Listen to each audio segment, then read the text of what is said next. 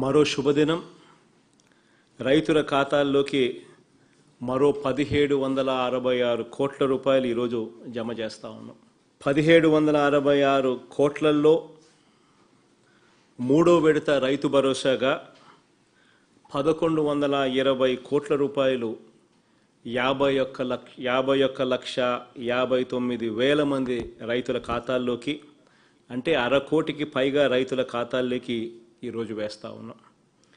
ఇది కాక నివార్ తుఫాను వల్ల నష్టపోయిన 8,34,000 మంది రైతులకు దాదాపుగా 12 లక్షల చిల్లర ఎకరాలకు నష్టం జరిగిన నేపథ్యంలో ఈ సీజన్లో జరిగిన నష్టాన్ని ఇదే సీజన్లోనే, అది కూడా కేవలం నెల రోజుల్లోపే పరిహారాన్ని అందిస్తూ 646 కోట్ల రూపాయల పెట్టుబడి సహాయం కింద, ఇన్పుట్ సబ్సిడీ కింద అందిస్తూ ఉన్నాం.